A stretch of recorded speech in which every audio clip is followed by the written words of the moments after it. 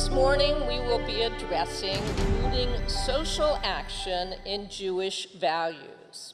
I am the past chair of the CCAR's Committee on Peace, Justice, and Civil Rights, and the past vice chair of the RAC's Commission on Social Action. I've served on the executive board for international food relief at Rise Against Hunger. I currently am a board member of Repairers of the Breach, a group rooted in building and supporting moral movements for social change led by Yale professor Bishop William J. Barber II. For me, and all the more so for our panelists on this plenum, action is a key part of our Jewish expression. This morning, we will address rooting social action in Jewish values. The parentheses around social is not a typo as much as it is a commentary on the way that Reform Judaism has framed action over its 150-year history. It's not unlike what HUC's professor, Dr. Jacob Rader Marcus, Zichrono Livracha, writes about the early names of reform institutions. Neither the UAHC, then HUC, the CCAR, nor the ACC have the word Jewish in their formal name. This reflected the desire of the early reformers to fit into American religious institution without drawing attention to the difference between Judaism and the mainstream Christianity of those times. So too, social action stands both as one of the crown jewels of the reform movement as well as an area that raises brows among those who prefer Jewish expression be more internally focused, especially in this day, fraught with raucous contention and rising anti-Semitism. There are those who feel Reform Judaism's social justice platform fuels the fires of division. How then do we reconcile what has been one of the pillars of Reform Judaism with the needs of current culture? How can we actualize our commitment to tzedek, tirdov, justice, justice shall you pursue, in meaningful ways that acknowledge the breadth of voices in the Reform movement? The commandment on justice is one of only a couple of instructions in the entire Torah in its emphatic repetition that we pursue it. Tzedek, tirdov, leman tihiyeh v'yarishta et haaretz asher Adonai Elohecha noten lach. Justice, justice shall you pursue, that you may thrive and occupy the land that your God is giving you. Rabbeinu Bachya interpreted this to say, according to the plain meaning, the Torah warns by repeating tzedek that one may strive to be righteous both in word and in deed. Nachmanides said the reason why Moses repeated the word tzedek here is to exhort not only judges to pursue righteousness, but also the ordinary citizen to pursue righteousness in every avenue. Other commandments are to be followed in their time and place. Justice, however, we are commanded to pursue actively. Pursuit in Torah is a double-edged sword. Pursuit of justice comes on the heels, by definition, of those who have pursued us. Most often in Torah, pursuit refers to the foes coming after the Israelites. Pursuing justice requires rooting out the forces that pursue evil against all humanity. Yet there are times when the pursuit of justice comes up against individuals or the community's well-being. our panelists will navigate that double-edged sword. They will address how we define action for the Jewish people and for the greater world, where the line is drawn between righteousness and self-righteousness, and the need for widening tolerance beyond diversity, equity, and inclusion to include the other, whose beliefs about the path to justice diverge from the path that Reform Judaism advocates. Dr. Rachel Fish will open the discussion. Dr. Fish is the co-founder of Boundless, a think action tank partnering with community leaders to revitalize Israel education and take bold collective action to combat Jew hatred. Dr. Fish is celebrated in her academic career with 20 years of experience in the fields of Israeli history, Zionist thought, and Middle Eastern studies. She's recognized for her teaching and oftentimes intervenes to help reclaim the Israel discourse in our nation.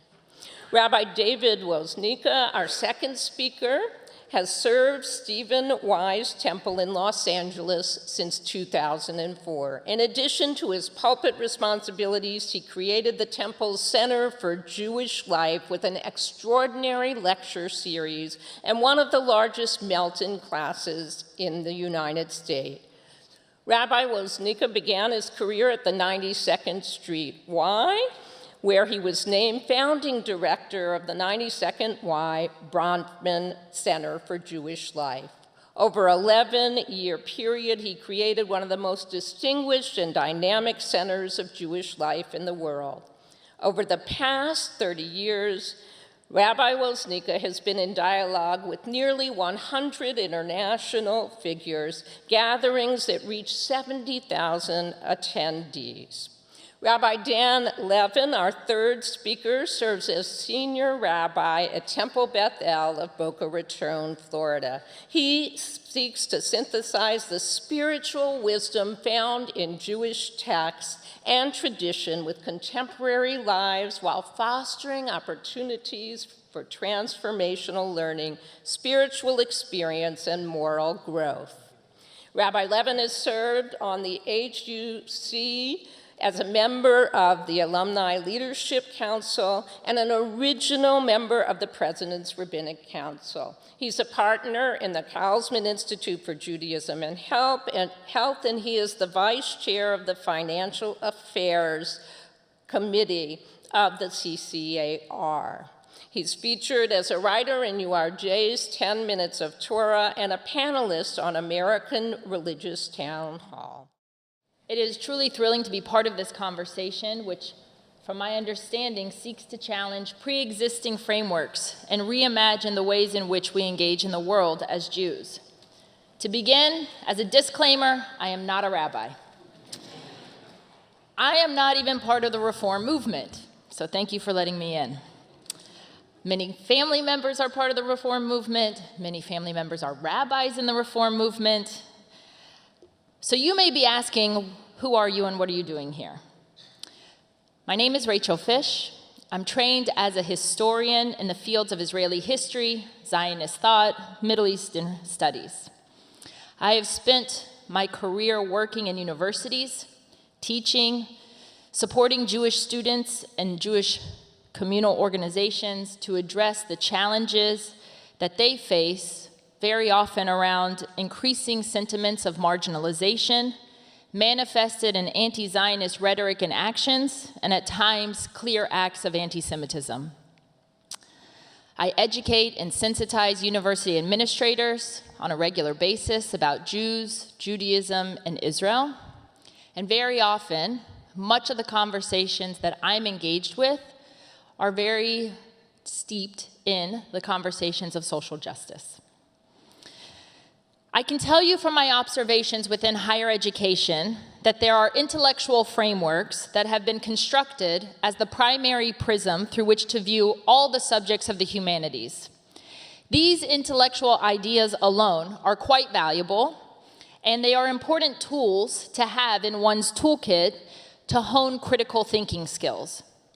However, when these tools become the primary lens through which all ideas and concepts are refracted, they impose a very specific paradigm and way of thinking. So let me sketch some of these intellectual ideas, because in some ways they are connected to the conversation you're going to hear from the other speakers. Some of you may be quite familiar with Professor Edward Said, just up the street from here, former professor at Columbia University. He wrote a book entitled Orientalism. In this book, Said argues that Westerners cannot understand, explain, or properly study the East, the Islamic world in particular. There is always an imposition by the Westerner to impose Western values and culture, and the truth of the Islamic world can only come from the individuals who live within and experience it. That's one idea. Another idea, postmodernism. In this case, postmodernism in the 1980s developing as a literary theory in which there is no objective truth and all facts are debatable. Narratives, stories take the place of facts or truths and become the essence of reality, while the values and needs of the present and future take primacy. When applied to the discipline of history, it calls into question all facts and ascribes equal value to all narratives. Number 3, the dynamics of power. Power in this case is articulated through a framework of Marxism, which promotes themes of resistance and domination. Wealth and power, historical or evolutionary success, are deemed to be inherently evil. The poor are more moral, and it is the obligation of the intellectual to weaken the strong and to strengthen the weak. Number 4, the contemporary rhetoric of post-colonialism, which emerged as part of the scholarship of philosopher Frantz Fanon and his 1961 book, The Wretched of the Earth.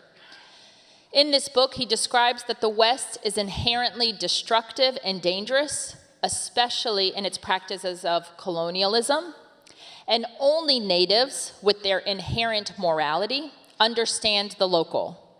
The post-colonialist lauds the indigenous while dehumanizing the West.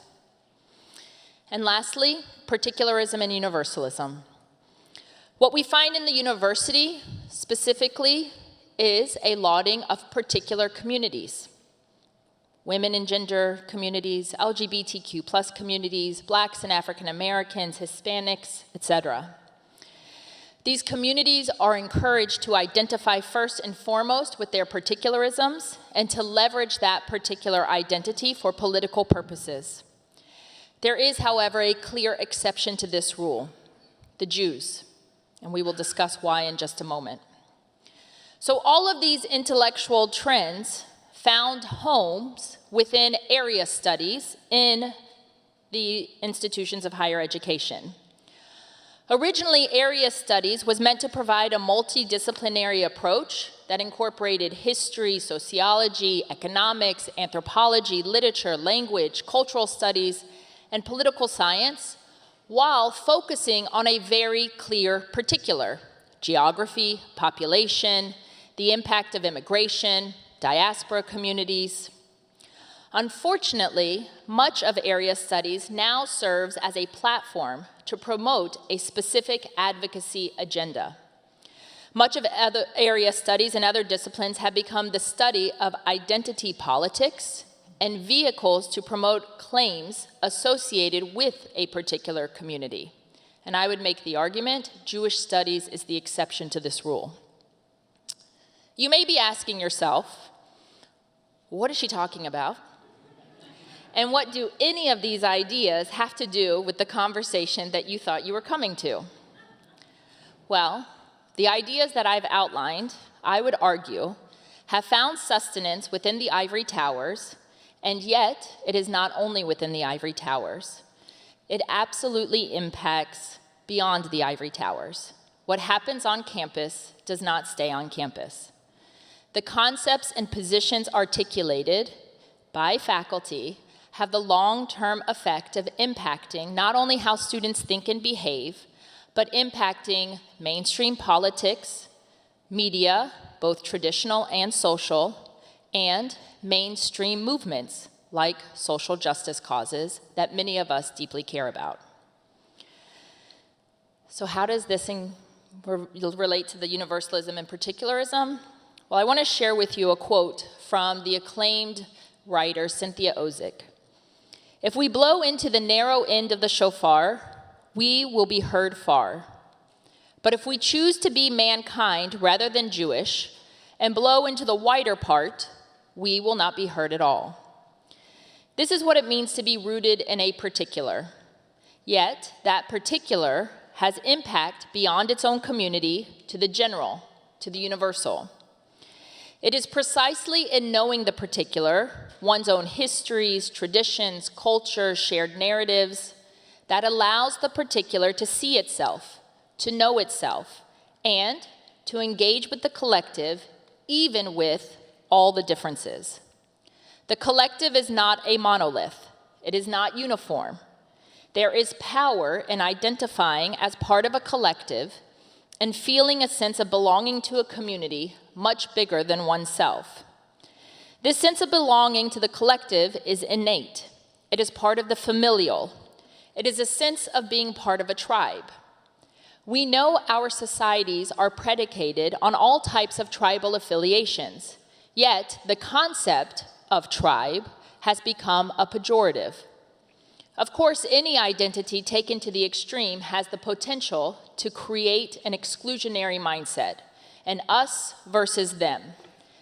Yet to deny tribalism becomes increasingly difficult the more we find meaning, create attachments, build narratives, and construct systems of communal cohesion.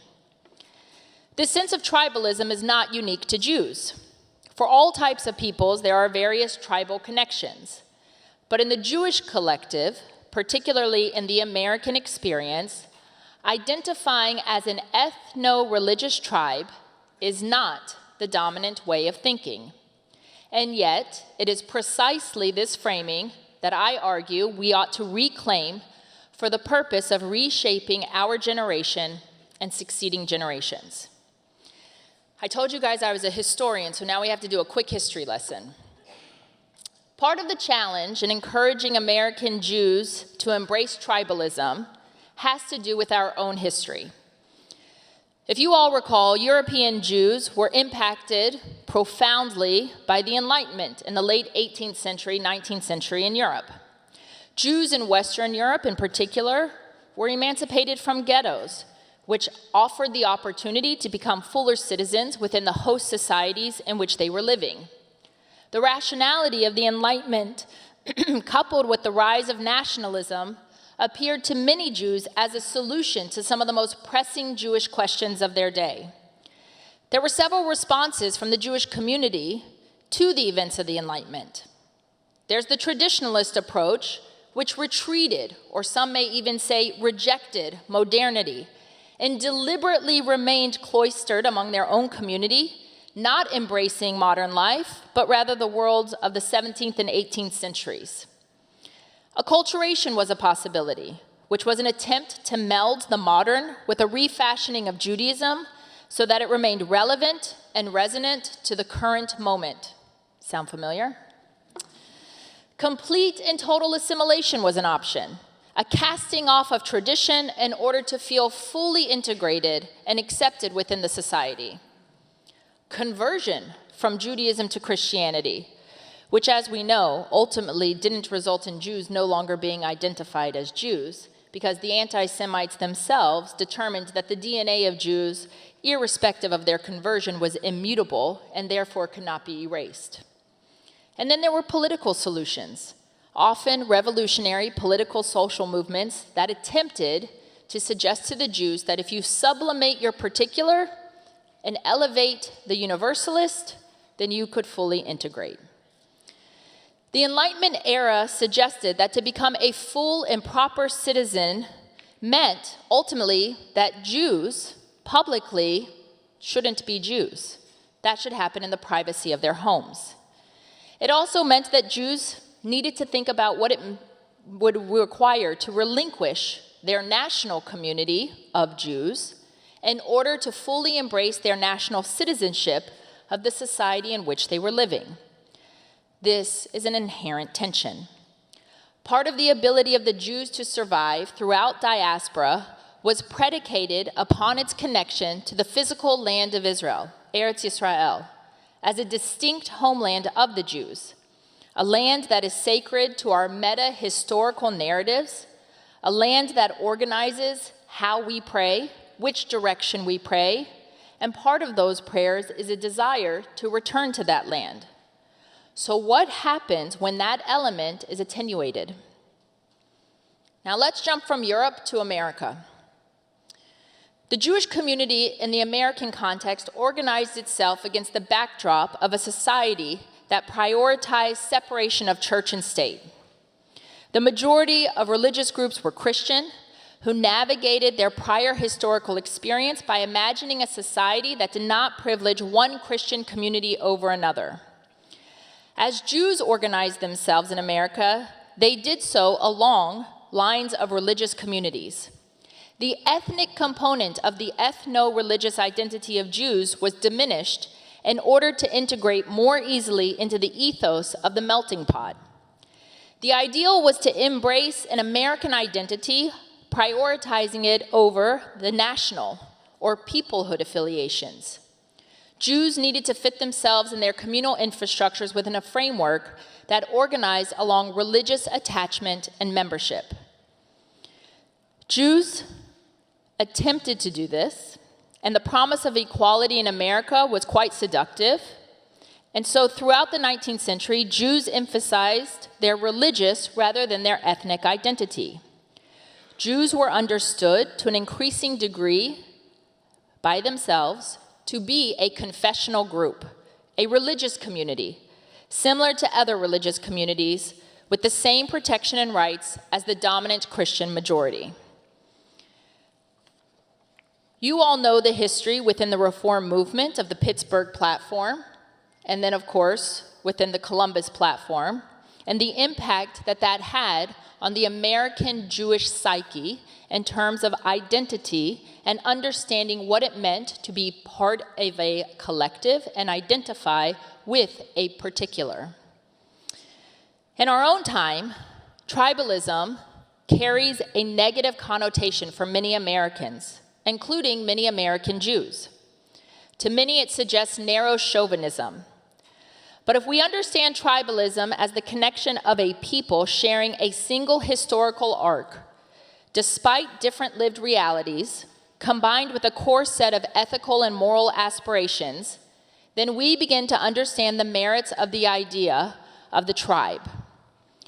The rabbis in this room can tell you much better than I that our Torah begins with a message for all humanity, and that message begins with a covenant with Noah, not a Jew. And those Noahide laws transcend any particular and are deemed to be necessary to construct a healthy society.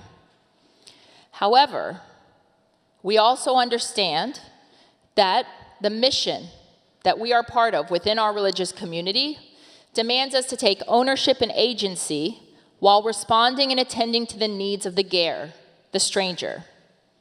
So let me close with a few final thoughts. The essayist and critic Leon Wieseltier gave a commencement speech at Hebrew College in 2005, and he said the following: "There is no choice between particularism and universalism. Nobody comes from nowhere, and nobody goes nowhere. There has never existed a perfectly particular individual or a perfectly universalist individual. Absent the reality of the universal, we cannot speak to people unlike ourselves, and they cannot speak to us.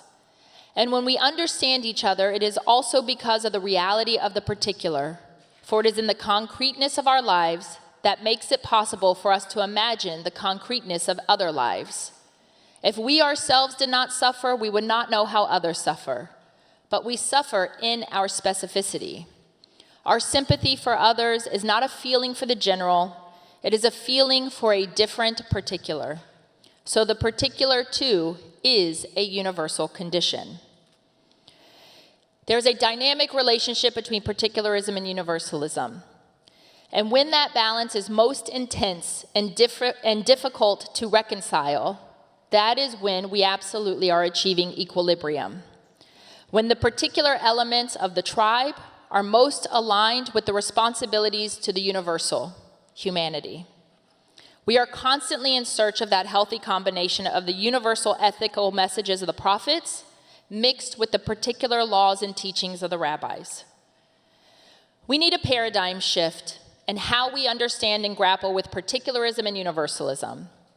We need a paradigm shift in our identity as an ethno-religious community. We need a paradigm shift in recognizing our particularisms, the differences that ought to be engaged with and celebrated and not formed into a uniform identity. We need to remember, like the shofar, that to be heard, we must blow from the narrow end, sending the clear clarion call through its larger end, which will be heard and acted upon for all humanity. Thank you.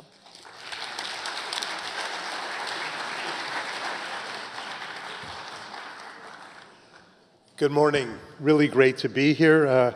Rachel, you mentioned Cynthia Ozick. I'm reminded of Dr. Ruth Weiss's comment on this matter, where she said that Jews' particularism is their universalism. Just interesting thought that came to mind. So we're now here to talk about rooting social action in Jewish values. And I want to look at two areas. The first is I want to raise the question, are we doing that? Are we rooting social action in Jewish values? And then I want to share a thought as to an additional way in which we can. But let me tell you with a story and start off with the first point. I fear the social action has become particularly political and particularly partisan. I have a friend, a very close friend, a deeply committed Jew, president of his synagogue for many years in Los Angeles, keeps a kosher home, and we were out recently and he told me that he's decided to stop attending services in his synagogue. I said, why? He said, well, I love Israel and all I hear from the pulpit are terrible things about Israel. He said, and all I hear are politics in one direction. There are no debates, no discussions, and he said to me that the rabbi, he believes, sees it as a platform primarily to share political views. He happens to be, my friend, politically conservative. And he asked me where he should go. He said, where can a politically conservative Jew, or even a moderately conservative Jew, go where he or she might feel comfortable? In Los Angeles. I didn't have a great answer for him, but I know this. There are hundreds of thousands of people who feel just like them. He is certainly not the first person who's asked me that question. I have heard for many years, and this is one of the things that I embrace about our movement, that we very definitively wanted to cast a wide tent. Terms like diversity come up all the time, and I think we need to take a very serious look in the mirror to see if we're achieving those goals. If we look at our social action or our Tikkun Olam programs, from abortion to climate change to officially now supporting reparations in California, I ask myself the following question. Would a politically conservative Jew feel his or her views were being reflected from the pulpit or in the programs that we are offering in our congregations? Now, one can conclude that Judaism's view of the world is politically in one direction or affiliated with overwhelmingly one party, and that's fine, but then there's no need for Judaism or Torah. If that becomes our moral compass, then let the party decide what our Judaism will be. But the truth is, our congregants can read the editorial pages of the New York Times, the Washington Post, the LA Times. They can watch ABC or CNN or CBS or NBC or listen to NPR. And if they're going to hear virtually the same thing in their synagogue, Why should they go? And they aren't. There are many knowledgeable Jewish thinkers and leaders who come to very different conclusions based on Jewish values on some of these issues. I'm not here to advocate a position, but I am here to advocate that our movement be what it aspires to be, a big tent, with robust debate on vital issues facing us as Jews and as Americans. And when we talk about diversity, diversity doesn't mean only diversity of color, or diversity of ethnicity, or diversity of socioeconomic background. It also means diversity of thought. As a matter of fact, from my perspective, diversity of thought is much more interesting and much more important than anything else. I want to know what a person's values are far more than I care about their color, their background, or their socioeconomic status. So let's take a look at some of the issues that our movement is particularly associated with in the area of social action. Take, for example, the death penalty. Regardless of your personal positions, wouldn't it be great to have people steeped in texts who might offer differing perspective, again, based on Jewish ideals, based on Jewish texts in the public sphere? How often are our synagogues offering such things? I learned something just recently which gave me pause for thought. And I have to check this out, so that many of you may know this, so I'm not sure. But one of my teachers told me that the death penalty is the only law that is repeated in every single book of the Torah. I don't know what to make of that, but I should have known that. There should be robust debate on that issue. Take even abortion. There's very clear and unequivocal position that our movement has taken on abortion. We had Repro Shabbat around the country in February. And the URJ website notes, it's, quote, "The decision to abort should be made by the individual within whose body the fetus is growing." By the way, I'm not advocating a change. But some years ago, when my wife was pregnant with our first child, and we were living here in New York, she went in for an amnio. It turns out that the technician was an Orthodox Jewish woman. And we had a discussion. And I asked her if she had an amnio before her children were born. And she explained to me that she didn't, and she told me why. And it was very much based on her Jewish perspective. Again, I am not advocating a position that we change on abortion. But again, wouldn't robust debate in our synagogues be worthwhile? I want to hear how people come to their decisions based on their Jewish perspective. In our tradition, the rabbis welcomed such debates, encouraged such debates, and even recorded such debates. Climate change, a major issue in our movement. Many Reform rabbis speak about it frequently on the pulpit. They dedicated their high holiday sermons to why it poses an existential threat. There are many programs about it. And yet, there are major, highly regarded scientists who acknowledge that the earth is warming, but feel that the dangers of the response to it are catastrophic. Dr. Bjorn Lamborg. Bjorn Lamborg directed the Environmental Assessment Institute in Copenhagen. He is one of the most highly respected scientists on climatology in the world.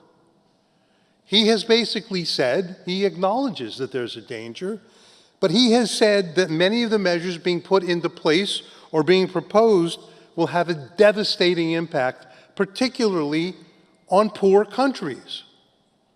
Now, I don't know if that's right or not. What I do know is we don't get to hear from people like Bjorn Longboard. They're smeared. They're called climate deniers. I don't think that's healthy. What attracted me to this movement some 35 or 40 years ago was that a Reformed Jew, a serious Reformed Jew, studies the matters, studies the issues, and comes to a conclusion. But I don't want political perspective to drive our conclusions. I want Judaism to drive my conclusions. So my first point on social action is to have those open, healthy discussion on important societal issues with people steeped in Torah. And my second point, social action invariably focuses on the external, on making changes in society. But the way I understand Torah, it's far more important, if you want to make a better world, to change the individual. That tikkun olam absolutely must be coupled, even more importantly, with tikkun atzmi. That doesn't come from Woznica's opinion. This comes from my understanding of the Torah. Genesis 8, verse 21, I don't know a lot of them by heart, but this one I do.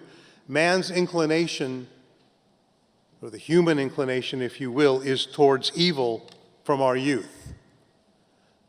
By the way, that doesn't mean we're born into eternal sin or eternal damnation. Doesn't mean we're bad. It just means our inclinations aren't so terrific. And I'm reminded of Ben Zoma's teaching, who was strong, the person who conquers their yetzer, their desires. And if you didn't think that's true, if you think people are born basically good, then the question I have to ask all of us is, why does God give us 613 mitzvot teaching us how to be good if good is so natural? I hear all the time, I heard it from pulpits all the time, I hear it from rabbis, from teachers all the time, I hear it at virtually every college graduation, follow your heart. Boy, that is emblazoned. If you don't say follow your heart at some point at a college graduation ceremony, you're missing out. Guess what? I believe Judaism absolutely does not want you to follow your heart. It seems to me the Torah is pretty clear about that. I was just noticing this morning something that we read all the time. You'll recognize these words.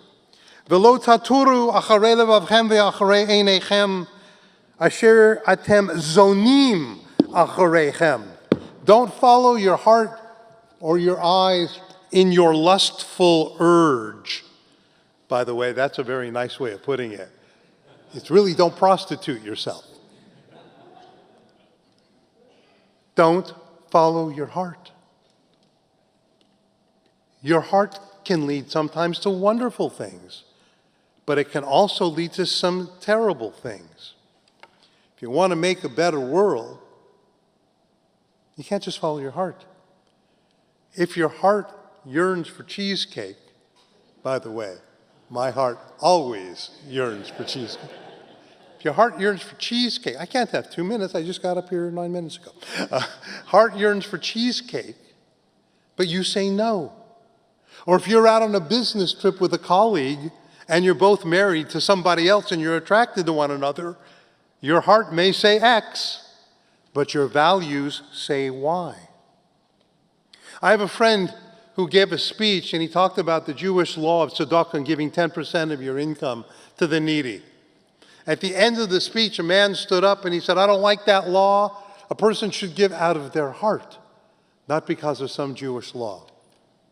So my friend posed the following scenario to him. He says, listen, imagine two Jews, equally wealthy in every way, partners in a business firm. They had the same net worth. They're approached by a representative of the Cystic Fibrosis Society who tells them of the plight of children with cystic fibrosis. One of the people is so affected, he or she begins to weep and reaches into the pocket and gives the representative $1. The other person honestly wasn't affected, but knew the Jewish law of tzedakah and gave the representative $50. Who, my friend asked the questioner, did the better act?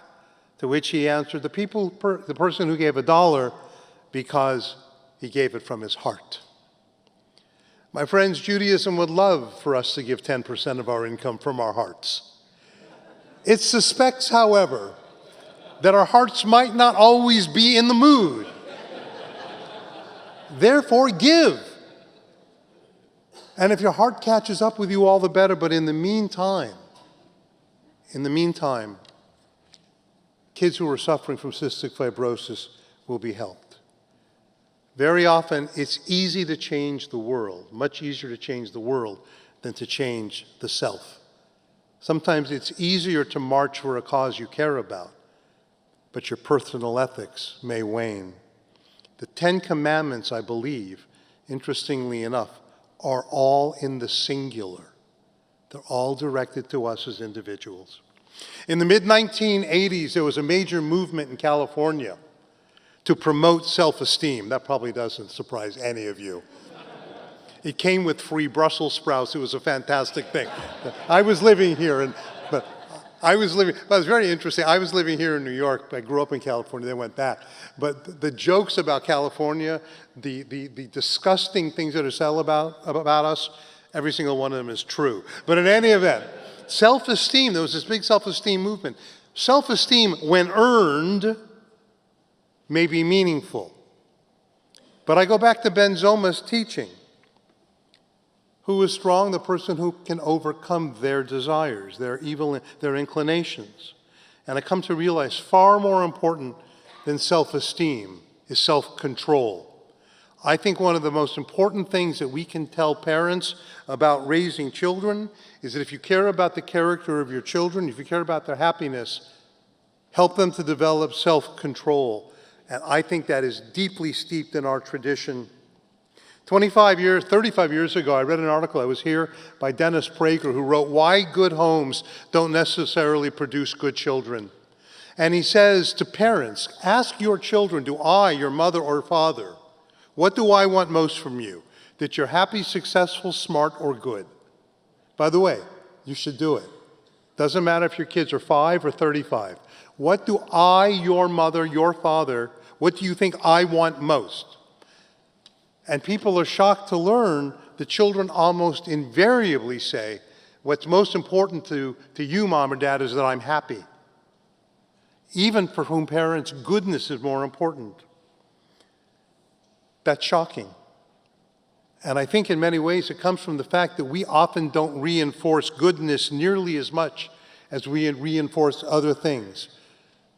I'm sad to say this, but I think Jewish parents often take far more pride that their kid got into an Ivy League college than their kid came out to be a mensch.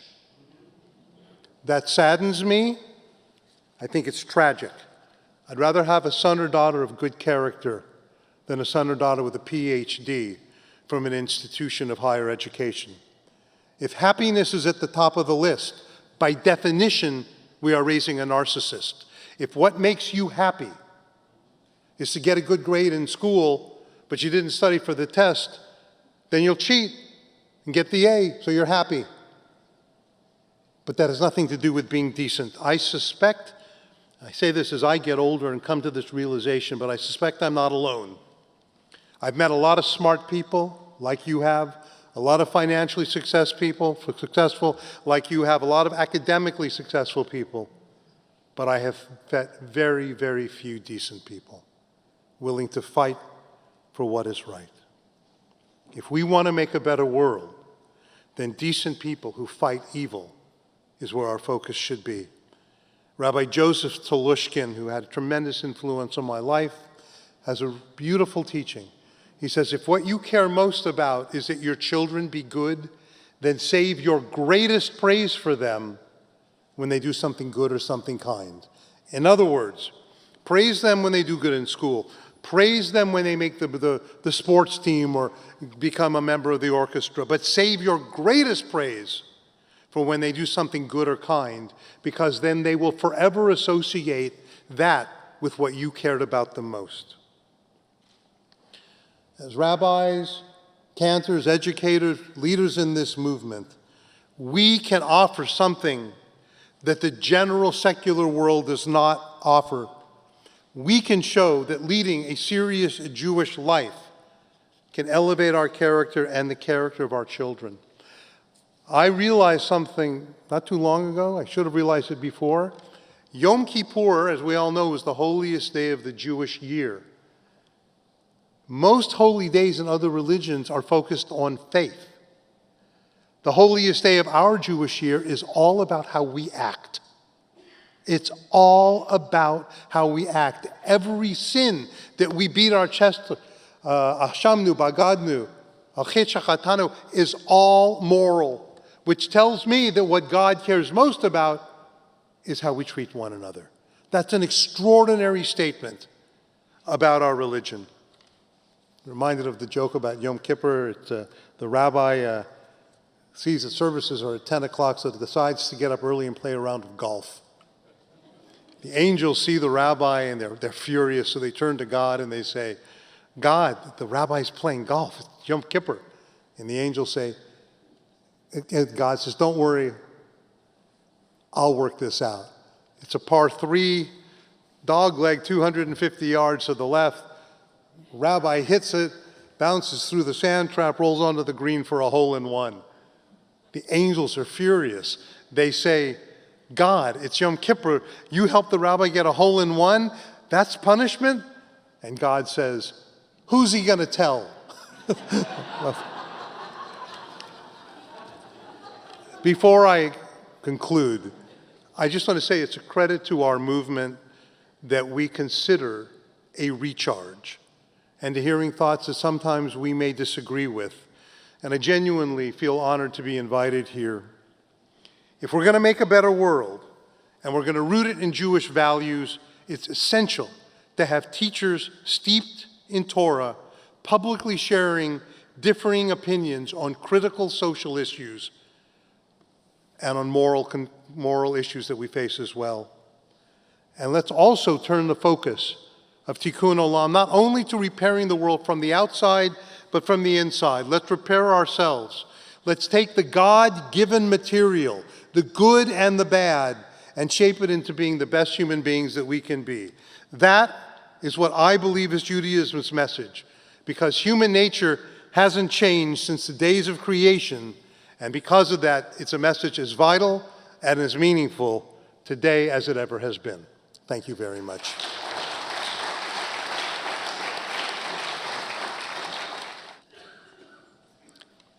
It is humbling to be with so many colleagues and friends and leaders. I'm incredibly grateful for the opportunity to share these moments with you, to learn from all of you. The rabbis love to play this game where they ask themselves, what's the most important verse in the Torah? The passage from Midrash Tanchuma is familiar to all of us. Rabbi Simlai said 613 mitzvot were spoken to Moses on Sinai, but David came and reduced them to 11, citing parameters of Psalm 15.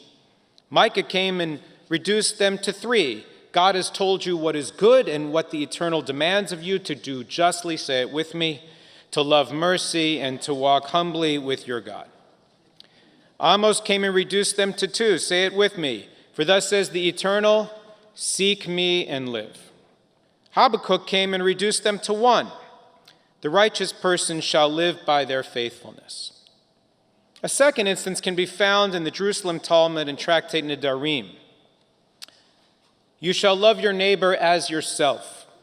Rabbi Akiva says this is the greatest principle in the Torah, but Ben Azai says this is the record of Adam's line: when God created humanity, God made them in God's image. This is a more important principle. And these are familiar to us in the Reform movement. We quote them in our Siddur as liturgy. We love them for how they distill the Torah into grand humanitarian universal themes. But there is a lesser-known rendition that's found in the introduction to the Talmudic compendium Ein Yaakov. Ben Zoma says, we have found a more inclusive verse, and it says, Shema Yisrael. Ben Nana says, we have found an even more inclusive verse, and it is, love your neighbor as yourself. Shimon ben Pazi says, we have found an even more inclusive verse, and it is this: you shall offer one lamb in the morning, and you shall offer the other lamb at twilight. Rabbi Ploni stood up and said, the halacha is in accordance with Ben Pazi. One lamb in the morning, the other lamb at twilight. How is that verse the most inclusive one in the whole Torah? Perhaps there is a lesson to be learned from the idea that the most mundane daily Jewish acts and observances of Jewish tradition are really the portal to what drives the entire Jewish project. Growing up near Washington, D.C. in the 1980s, it was the custom that every nifty youth group event included joining the daily vigil across from the Soviet embassy protesting the oppression of Soviet Jews. Raise your hand if you ever stood in one of those vigils. There we stood in silence for 14 minutes. 15 would have constituted a protest, and we had no permit for the protest. More than 13 billion years ago, our universe began in a massive surge of energy. And as it expanded, that energy spawned the formation of billions of galaxies and trillions of stars. Some of that energy formed a particular galaxy that we call the Milky Way, which itself is composed of 100 billion stars. One of the stars in that galaxy, tucked away in one of its spiral arms, is a star we call Hashemesh, the sun. Some of that energy formed the third planet orbiting that star, the heavens and the earth. The Kabbalists knew something about that energy. They knew that divine energy that formed the entire universe constantly passes through our world, refracted as if through a prism, so that that light could be broken into its component parts through the sphirot.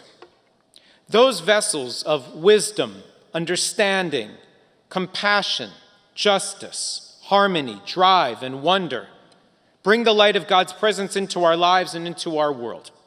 They are the portals through which we can begin to understand the profound mystical holiness to be found and experienced in life. Imagine, if you can, an old-fashioned switchboard.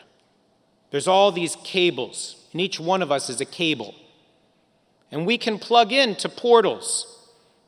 And when that plug is affixed, that energy starts to flow. And similarly, when we plug ourselves into something eternal and holy, we too participate and partake of that divine energy. Martin Buber described that experience of connection as hitlahavut, a sense of kindling an inner light to be fired up. And that ecstatic spiritual energy is what we feel when we tap into something holy. And that was the energy I felt flow through me as I stood across from the Soviet embassy. And I remember feeling an energy that made my heart race, that lifted my head and my spirit like I was a part of something important. And years later, standing on the Mall during the March for Soviet Jewry, I remember an even greater sense of excitement and energy. Raising our voices in protest, engaging my full self in a righteous fight for justice and freedom, it lit a fire in my soul that created an almost exultant energy. I wanted to chase that energy. It was why I spent summers in college working on Capitol Hill. It was why I chose to be a legislative assistant at the Religious Action Center when I was in rabbinical school. There is a reason Torah and tradition have championed justice from the time of Abraham and Sarai to today. It is because the pursuit and performance of justice is a portal to dveikut, to a cleaving and unity with the Holy One. From the time when Abraham railed, "Shall not the judge of all the earth deal justly?" to Moses, who admonished us, "Tzedek, tzedek, tirdof," to the exhortations of the prophets, the deliberations of the rabbis, throughout the ages and the centuries, justice work reverberates with holiness.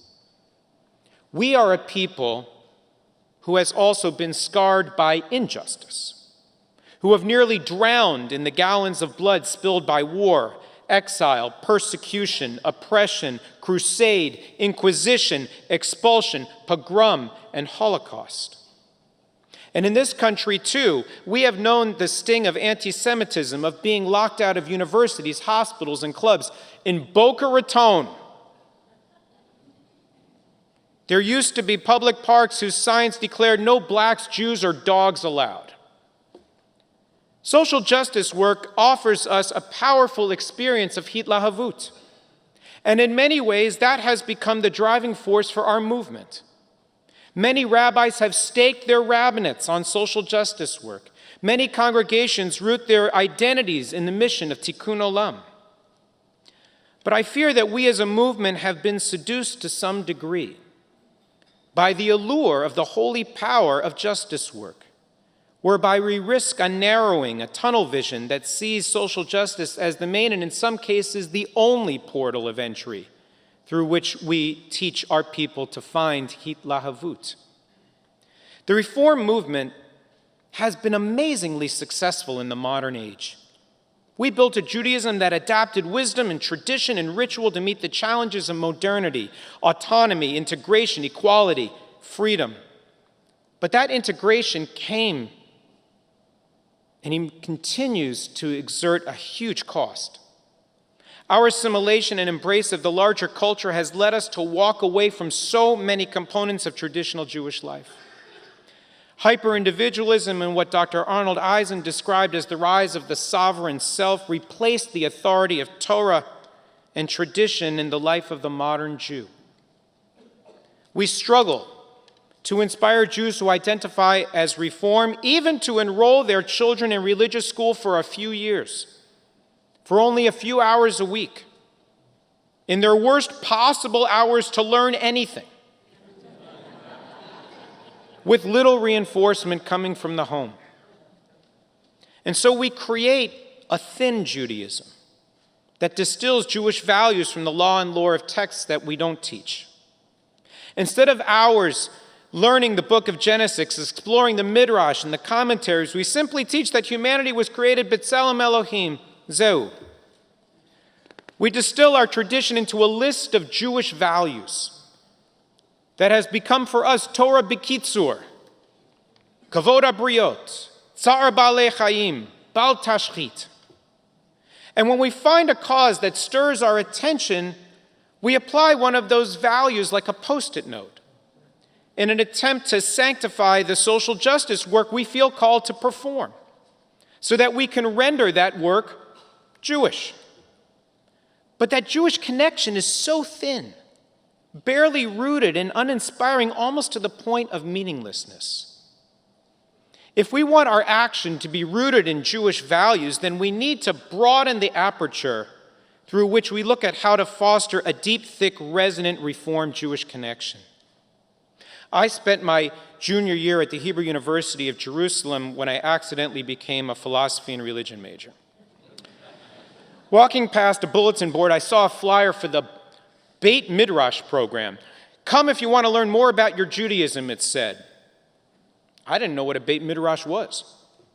And so I went that first Wednesday night and I sat with my new Chevruta and we studied one verse. Exodus 1:1. These are the names of the sons of Israel who came to Egypt with Jacob. My Chevruta said, "Look at that."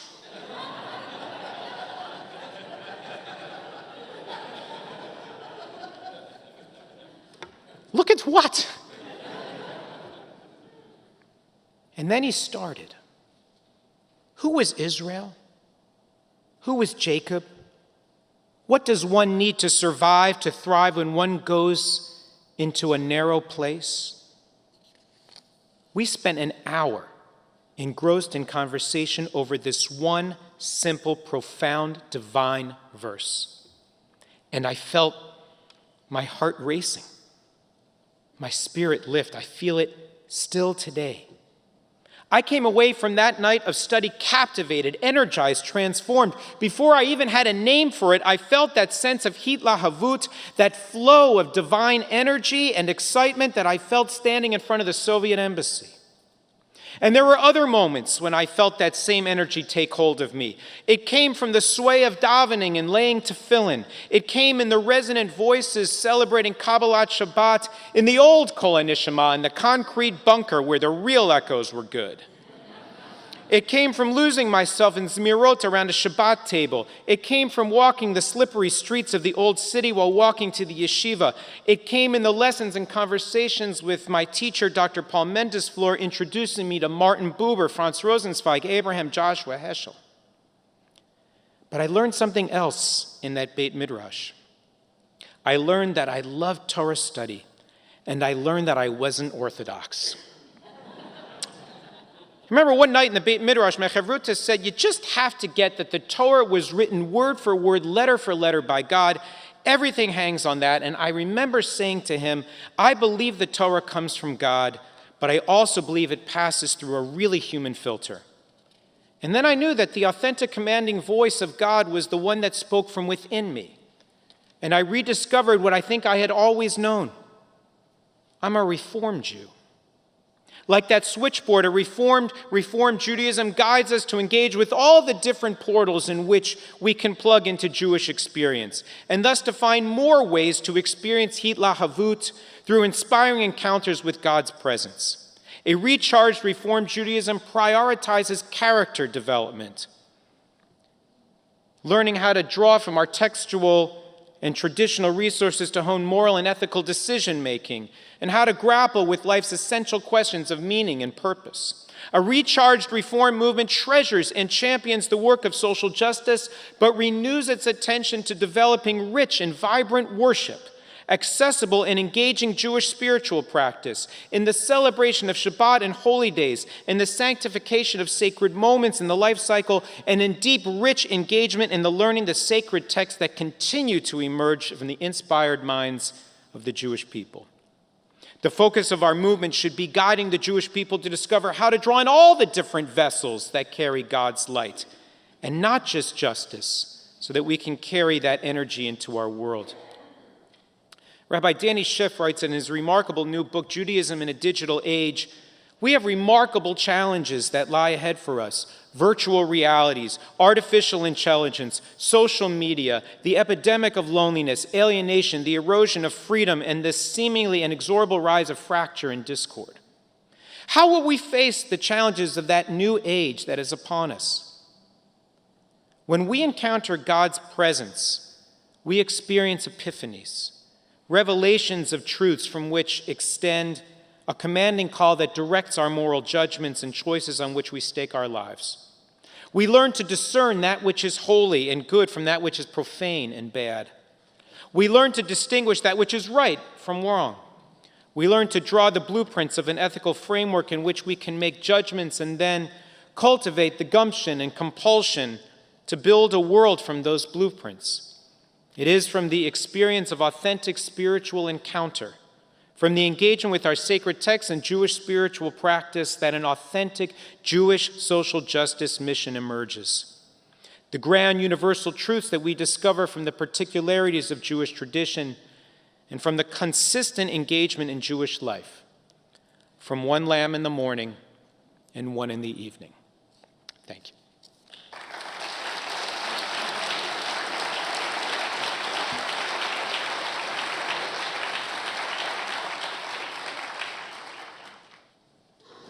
I want to ask each of you to share what are the types of actions, or maybe perhaps one type of action that you feel we should be engaged in, both personally and for our world particularly. There's a whole library of them. I think that the answer to that question is found, I think, most deeply rooted in the compulsions that rise from an individual's kishkas. And while I think David is absolutely right that we shouldn't always follow our hearts, I think we need to follow our hearts and then pass what's coming out of our hearts through the lens of Torah and tradition to figure out what it is that we need to say and do, even if it may appear futile. I think you know that the state of Florida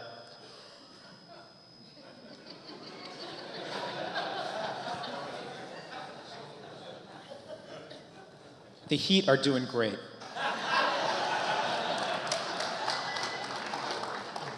But when the state legislature passed a ban on abortion before 6 weeks, I went to Tallahassee anyway and stood with other religious leaders and said, this isn't what our tradition teaches. You are violating my religious liberty and the religious liberty of every Jewish woman in Florida, because there are halachic moments when our tradition teaches that not only can you terminate a pregnancy, you should. And that we cannot allow the state to trample on the rights of women exercising their religious sensibilities and moral proclivities. And I think our tradition tells us that we need to act even if there is a supermajority in the state legislature that disagrees. But we do so because our tradition teaches us what to say, not that we figure out what we want to say and figure out how we can pin it on our tradition.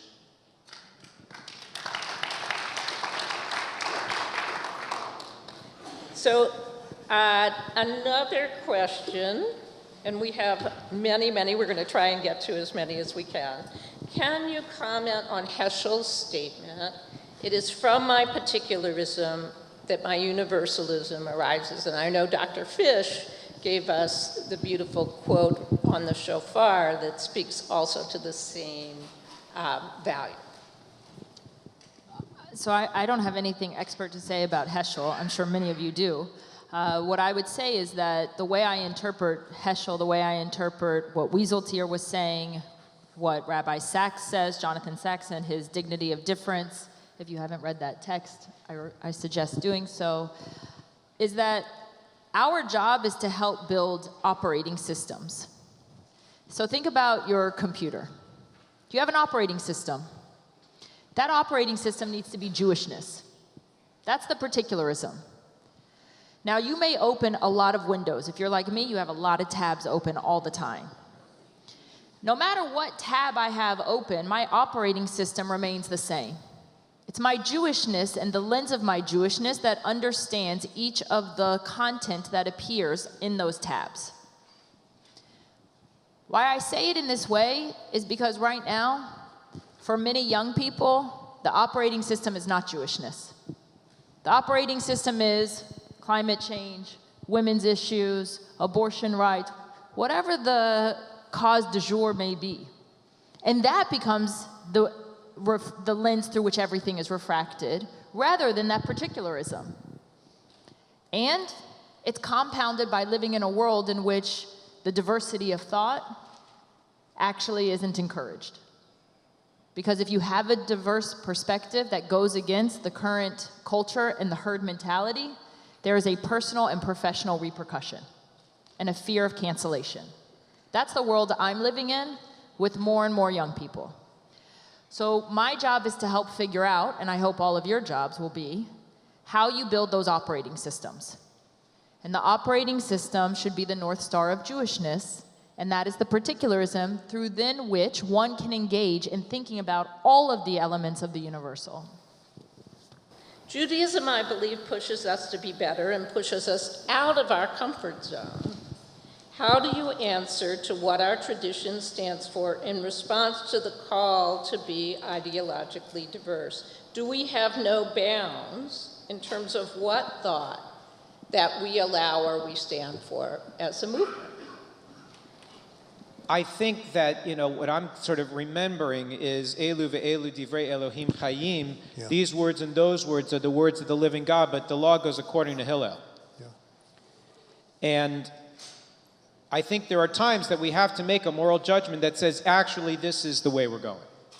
And at the same time, the way that you arrive at that individual decision, because as Reformed Jews, we believe that the locus of authority is not out there, it's within here. But that the way that we arrive at that decision comes from engaging in the machloket and entertaining. And one of the things that I get nervous about is the fear of even asking a question. Because I see in so many spaces where there is sort of a moral smugness or a certainty or a lot of virtue signaling that if you even pose a question, you may get sort of shouted down or shamed as being not quite there. And I think that's dangerous. I think we need to create safe spaces where curiosity is welcomed and in which we cultivate our own humility and curiosity to recognize that we may not have monopoly on the truth. I would just add, thank you, that almost all the good in the world comes from outliers. Not all outliers do good, but if you look back historically, that often the greatest good comes from people who were thought of as outliers. And when we shun them, when we shut down free speech, when it's happening not only on university campuses, it's in synagogues, it's people afraid to confront anything, then we have done the opposite of what we claim to do. I'm less interested in ideology, I'm far more interested in action, but we shut down people's ability to share their ideals. There are things beyond the pale, we probably collectively agree most of the time on them, but I'm reminded of the good that so many outliers have done in this world. So as a follow-up on that, this individual says, I'm a Reformed Jew because our movement takes a stand on issues. When, in your opinion, is it appropriate for the movement to do so versus the individual's personal belief? Yes. I think it's vital that the movement takes stands on issues and that they articulate why they take the stand that they take. I think we have a methodology for this that has emerged over the centuries. It's called a tshuva. And when there was a psak din, when there was a decision that says this is right and this is wrong and we're going to advocate for that decision, there was a whole body of literature that articulated why we believe what we believe, what sources we drew on, the way we read those sources. And I think that perhaps our advocacy for those positions might be strengthened and perhaps even generate more energy if we did a better job of explaining the real deeper sources of tradition that's guiding that action and not just sort of affixing a label to it. So this goes to the universalism and the particularism. In an era of oppression and regression, when are we guided toward universalism or particularism? When is saving lives an imperative? Only when those lives are Jewish? For sure not, right? I mean, I think we have an imperative within our tradition of saving any human life, not just a Jewish human life. I do think that we can't at all try to juxtapose universalism and particularism. They shouldn't be seen as binaries. They need to be understood as part of an ecosystem. They are not siloed. They bleed and intersect with one another at different moments in time, and that's what creates the complexity of humanity. I think part of the challenge is that we are living in a world in which some particularisms are allowed to advocate for particular positions and other particularisms are told not to do so. And Jews are one of those particular. And it falls into a much larger paradigm that is not about Jewishness, but often is about power and about skin color, which is very simplistic. I would just add one other piece around creating these spaces for this discussion and how we do this. I actually strongly disagree with using the term safe space. Physically safe, of course, but I think we need brave spaces. Brave spaces to engage in challenging intellectually, because the way in which these ideas emerge is to be engaged with the ideas and for them to be discussed openly and curiously and creatively. And too often, I do hear people say on a regular basis, you know, they are coming from a particular position. This is who they are. And therefore, that then determines what will follow. There's a leading academic at a university that I'm affiliated with who often enters the classroom and states, I am a feminist lesbian scholar. Okay, but what is exactly, I don't care. I don't care at all. I'd actually like you to teach me what you're here to teach. But that doesn't happen all the time anymore. So if I walked into a classroom and I said, I'm a Zionist, I can tell you exactly what's going to happen. I know very well what's going to happen. And that's not what I do, because that is not the purpose of the classroom. The purpose of the classroom is to help students end their sentences with question marks, not exclamation points. So same in the synagogue, same in my house. So that's what I would like to see, and that's not about only Jews. It's Jews and. Thank you. Thank you. So if the argument that if Jewish values point toward a position or a topic of concern in the public square, that it should not be stated from the pulpit, because some Jews' points of views may be offended when those views might be shaped by what their hearts desire. Is this self-interest? And when can the pulpit put forth the values? When is it appropriate? First of all, people choose whether or not they're to be offended. I think, the universities, Rachel, your comment was so refreshing to me. Our universities are not producing people of depth. They are producing people of fear. Safe spaces is an unbelievable thing. If I hear something that I disagree with, I need to go into a place where I can get chocolate and teddy bears. Is that what we want to produce in our children? But I want children to be shielded not from that. I want them to grow up, and when they graduate, to be strong, to be convicted, and to be willing to hear points of view that they disagree with. On the contrary today, I love the brave space example. On the contrary today, our universities in many cases have become laughingstocks. First of all, that you have to worry that you send your child to a university that they're going to come back not only not sharing your values, but hating your values. That they're going to come back hating Israel because all they hear, and often from Jewish professors, is that Israel is a morally disfigured country. They're morally disfigured. If you don't see Israel as a moral beacon in the Middle East compared to what she is surrounded with, you are morally disfigured. Period. I'm not saying Israel is a perfect country, obviously. So the issue for me is, what kind of children are we producing, and what kind of people are we going to produce from our pulpits? What do we want to say?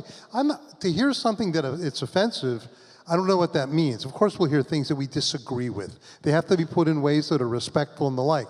But we have to hear points of view that differ from ours, where people who don't agree with us religiously or politically are challenged to rethink at times. That's all I'm suggesting.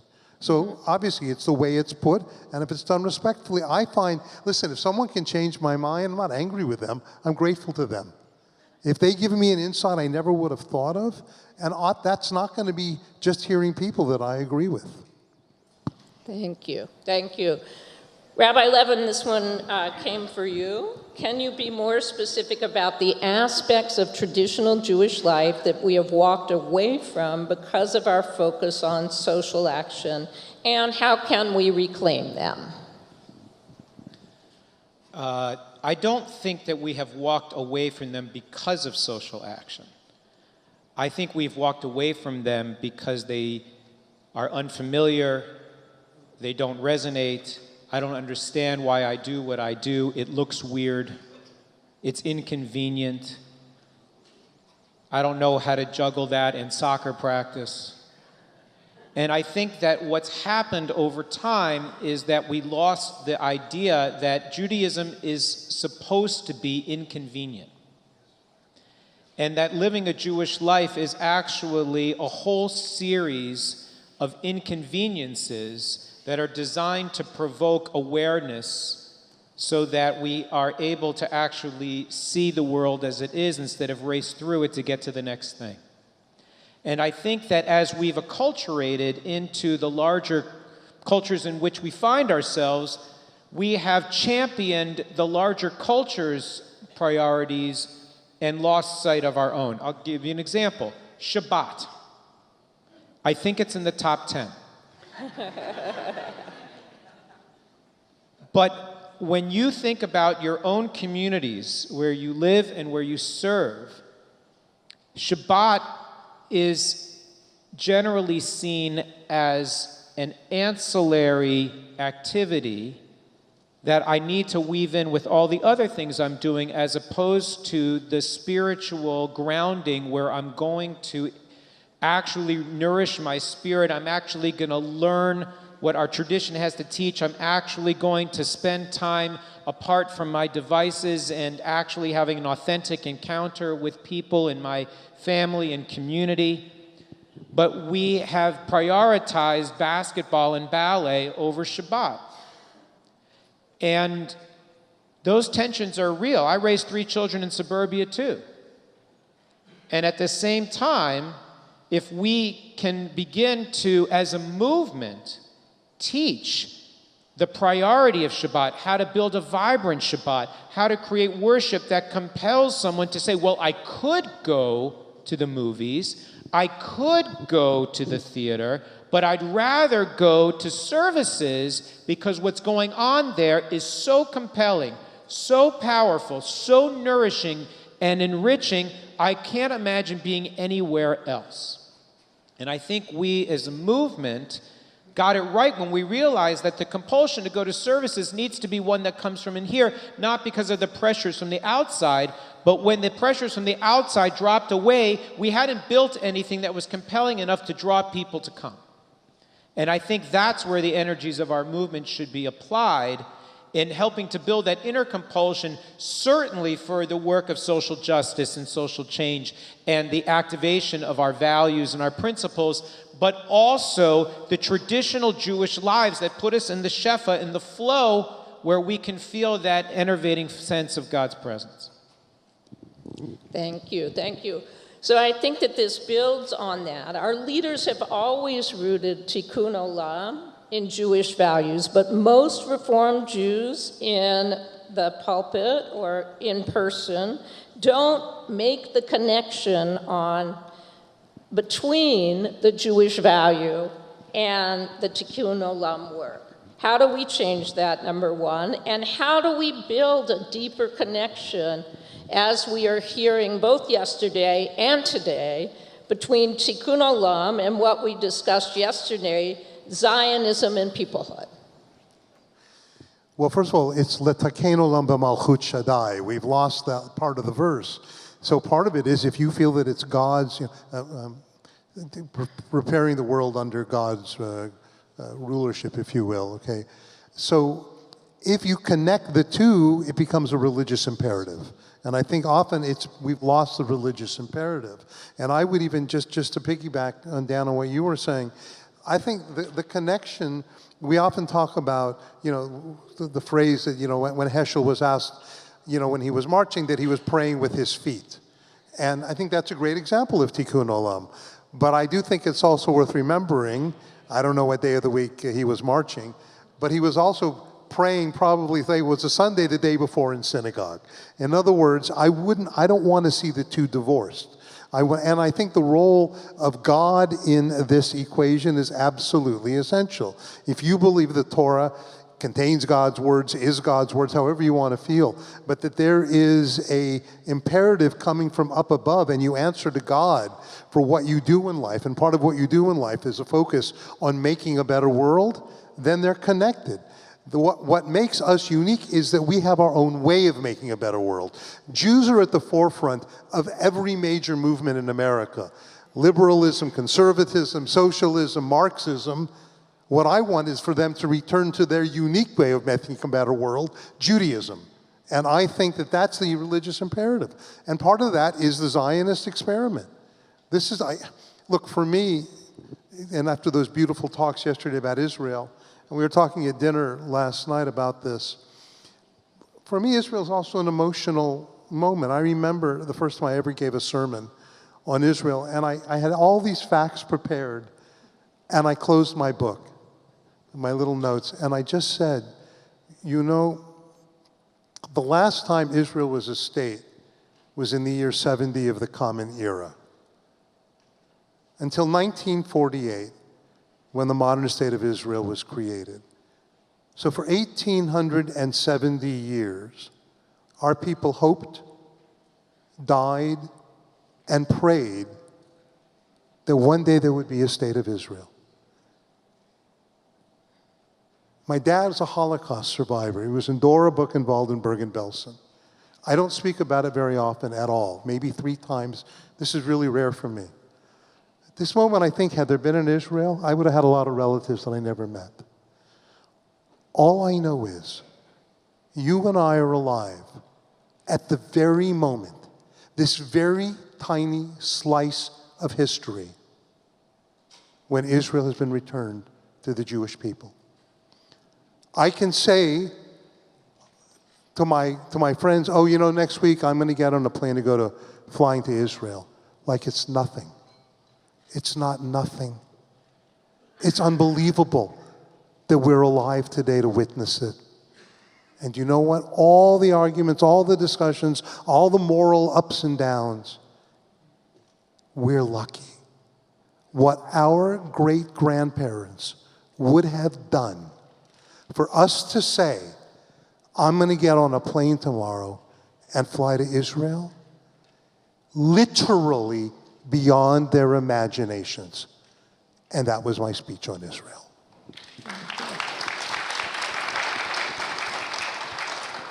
So, my friends, we've opened the door to a really important discussion and topic, and I want to bring us back to the first verse. I started with Tzedek, Tzedek, Tirdo, justice, justice shall you pursue, and not leave us just with the soundbite, that you may thrive and occupy the land that God is giving you.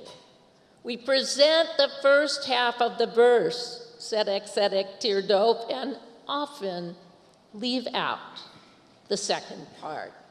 The fate of Reform Judaism, the ability of our movement to thrive here and in the land of Israel, depends on our action, Tzedek, Tzedek, Tirdof.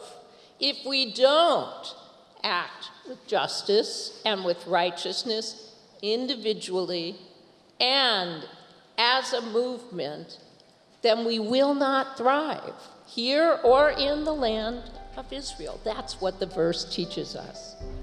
Our speakers ask us to evolve, to deepen our action. They ask us to hear the entirety of the verse.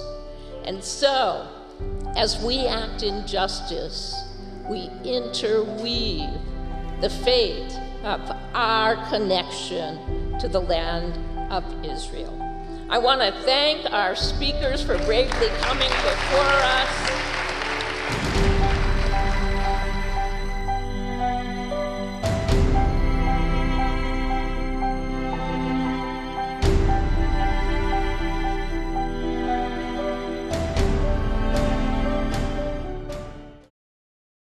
We would be pleased to send a complimentary DVD of this program to anyone who wishes to support JBS with a tax-deductible gift of $36, double chai or more.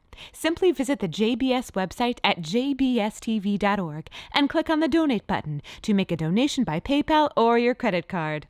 And please indicate the program for which you would like a DVD. Or you can send your tax-deductible check to JBS, Post Office Box 360, Stamford, Connecticut 06904. Or you can call the JBS Pledge Line at 833-MY-JBS-TV. That's 833-695-2788. And again, please remember to indicate which program you would like to receive with our compliments. We thank you for your kind support.